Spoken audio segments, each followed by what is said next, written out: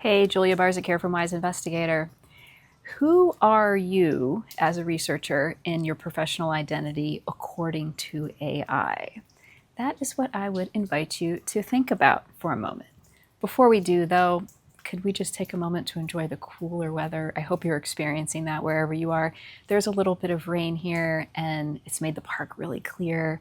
It's cooled things down, and I was a geology major, so I can handle the rain. Okay, now on to business. So we've always known that it's important how you come up in Google search results. I advocate for having a strong LinkedIn profile for that reason. But obviously, it's now also important how you come up when people ask AI, who is this person? Because AI is generating bios and people are using AI like a search engine. I know I am, right? We all are. It did not take long for us to make that transition. So I am not going to get into the how-to here, but I am going to share that with you in the near future. I am going to share with you a guide in my weekly email newsletter. I think it's going to be over about 4 installments that's going to give you the information you need to make sure you've updated your assets, meaning website, LinkedIn, your directory page at your institution, Google Scholar, all that stuff. Make sure that you optimize those for AI. And I know you don't have a lot of time to mess around with this stuff. I mean, sure, it would be fun to just take a day and, dawdle, what's the word? Mess around on your website for hours. I mean, that would be fun, right? But I know we most often don't have the time to do that.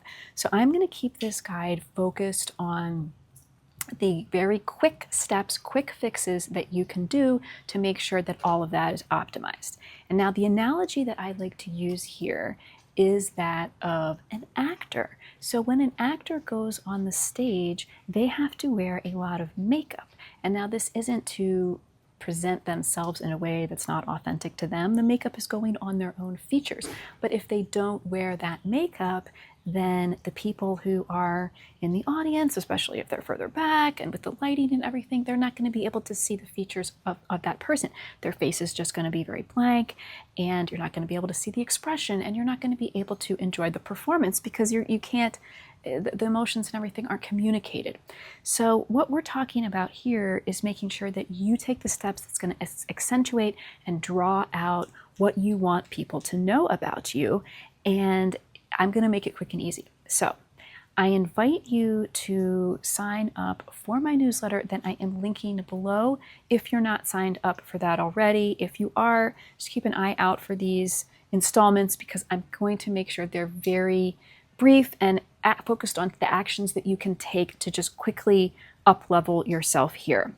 Now, I know that for many years when I would Google myself, there was a result about an astrobiology conference. And this was not even a conference that I attended, but it happened in grad school. Now, this is 20 years ago. And maybe someone submitted an abstract that I was on or something. I didn't even go to the conference. I'm not in astrobiology. I had done a little work on meteorites. Well, I did my PhD on that, right? But that was just for a few years, and I never did any meteorite stuff before or after that. And I'm also not in biology, and I never was. So this astrobiology result would be coming up for me over many, many years. And I guess it was a trusted site or something. But my point is that now when I ask AI about myself, it doesn't say anything about astrobiology, right? So I've graduated from that. I mean, it took a long time. But the question is, what is coming up for you? And even if it's nothing that's like wrong, and the astrobiology thing wasn't wrong, okay, I was associated with that in some indirect way. But if it's not what you want to have show up, then you can control that and you can change that. And that's something that I encourage you to do. So please do sign up for the newsletter. And if you're not already subscribed to the channel, please do subscribe.